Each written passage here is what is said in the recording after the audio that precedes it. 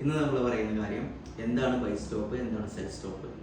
നിലവിലുള്ള മാർക്കറ്റിൽ നമ്മുടെ മാർക്കറ്റിൽ ഇല്ലാത്ത സമയത്ത് തന്നെ നമ്മളുടെ ഓർഡർ ആക്റ്റീവ് ആകാൻ വേണ്ടി ചെയ്യുന്ന കാര്യങ്ങളാണ് ബൈ സ്റ്റോപ്പും സെൽ സ്റ്റോപ്പും. ഉദാഹരണത്തിന് ഇപ്പോൾ നിങ്ങൾ നോക്കിക്കൊണ്ടിരിക്കുന്ന പെയർ ഒരു 1000 രൂപയാണ് നിലവിലുള്ളത്. നിങ്ങൾക്കതൊരു 1500 പോകാൻ ചാൻസ് ഉണ്ടെന്ന് നിങ്ങളുടെ പ്രൊഡിക്ഷനിൽ നിന്ന് നിങ്ങൾക്ക് മനസ്സിലാവുകയാണ്. അപ്പോൾ നിങ്ങളതൊരു 1050 മാർക്കറ്റ് എത്തുമ്പോൾ അവിടുന്ന് നിങ്ങളുടെ ഒരു ബൈ എൻട്രി ആക്റ്റീവായി ആ ട്രേഡ് എടുക്കാനുള്ള സെറ്റിങ്സ് ചെയ്യുന്നതിനെയാണ് ബൈ സ്റ്റോപ്പ് എന്ന് പറയുന്നത്.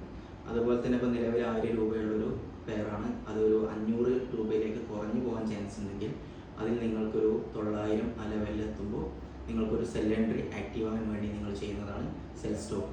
ഇത് മാർക്കറ്റിൽ നിങ്ങൾക്ക് കൃത്യമായ പ്രൊഡിക്ഷൻസ് ഉണ്ടെങ്കിൽ നിങ്ങൾക്ക് ആ പ്രൈസിൽ ട്രേഡ് ഓൾറെഡി സെറ്റ് ചെയ്ത് വെക്കാം. ആ പ്രൈസിലേക്ക് മാർക്കറ്റ് എത്തുമ്പോൾ ഓട്ടോമാറ്റിക്കലി നിങ്ങളുടെ ട്രേഡ് ആക്റ്റീവ് ആവുകയും അതിൻ്റെ സ്റ്റോപ്പ് ലോസും TPയും എല്ലാം തന്നെ നിങ്ങൾക്ക് ആ ഒരു ട്രേഡിൽ തന്നെ സ്പോട്ടിൽ സെറ്റ് ചെയ്ത് വെക്കാവുന്നതാണ്. ഇതിൻ്റെ ഒരു ഗുണം എന്താണെന്ന് വെച്ചാൽ നിങ്ങൾ മാർക്കറ്റിൽ ഇല്ലാത്ത സമയത്തും ആ പ്രൈസിലേക്ക് മാർക്കറ്റ് എത്തുകയാണെങ്കിൽ നിങ്ങൾക്ക് ആ ട്രേഡ് എടുക്കാൻ കഴിയുന്നതാണ്.